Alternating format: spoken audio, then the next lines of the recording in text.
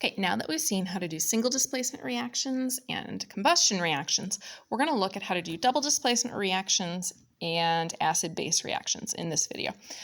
There will not be a third one for our synthesis and decomposition because sometimes they're just too hard for us to know as novices exactly what things fall apart into. I would not ask you to predict those. There's a couple, like once I ask you to do it and it's something that is pretty logical and you can figure out, but there's no like set in stone, do it this way method. Okay, so we're gonna look right now at these double displacement reactions to start with. Okay, so you'll remember that a double displacement reaction, we take the metal from one compound and we bring it to the other compound, and then we take the metal from the second one and we bring it back around to the first. Now these are going to feel really, really familiar. This is exactly what you did in your precipitate lab. You essentially gave me those products of these precipitation reactions, which is what a double displacement reaction is. Okay, so like we did there, the best thing you can do for yourself is to write the names for the new compounds and then try to find the formulas so that we make sure that we keep our charges where they belong. So I'm going to put the silver in here and have silver chloride. Okay, and I'll bring the sodium over here and have sodium, and I'm running out of room, nitrate.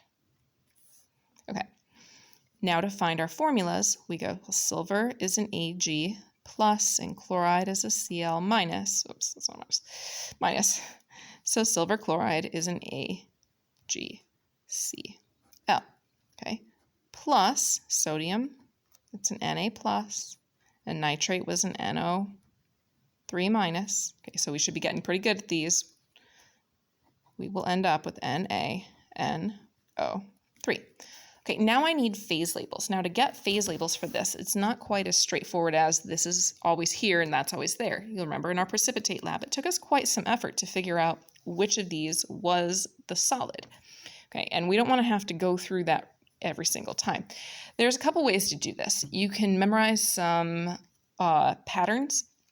Things like nitrates are always soluble and sulfates are very rarely soluble. But that's a lot of work, and we've memorized enough things. So what we're going to do is we're going to use this table right here. Okay, this table tells us for any given metal ion and non-metal ion. Now, I know they're not all here, but I'll try to, when I give you examples, stick to ones that are on this list. Okay, so for a given metal ion and a given non-metal ion, is the substance soluble? This S, it means it dissolves in water. This potassium bromide, it is a soluble substance. Okay, or is it insoluble, which means it's going to turn into a solid in water. So iron 2 carbonate is insoluble in water. Okay, so we have to look for our two compounds. Remember, we had silver chloride and sodium nitrate. Okay. Our silver chloride here has an I. I again stands for insoluble. It's not soluble in water. So you remember a precipitate, a solid, will be not soluble in water. Okay? And then we can assume this, but we'll check it anyway. Sodium nitrate here, okay, that is soluble in water. So we're going to put an AQ here. I know it feels weird that there was an S there and we're not going to put an S here, but remember the S on the table stands for soluble or it will dissolve in water, which means that would be aqueous, whereas this S stands for solid, okay, which doesn't dissolve in water. Okay, and again, we should balance this, but it is already done. And then, is it spontaneous? Well, now that I've got my phase labels, double displacement reactions were easy, right? The reaction produces a solid, therefore, yes, this is absolutely spontaneous. Okay, let's do it again. Okay, so now I have my calcium bromide plus aluminum nitrate. Okay, over here, I'm going to, draw the arrows. It really, really, really helps. Okay, I'm going to have aluminum bromide plus calcium nitrate. Okay, now aluminum is an Al 3+, and my bromide is Br minus, so aluminum bromide, AlBr3. Okay, calcium nitrate, calcium is a Ca2+, nitrate, NO3-.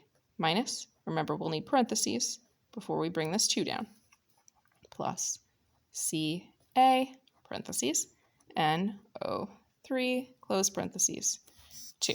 Okay, we check our phase labels, bring them over here.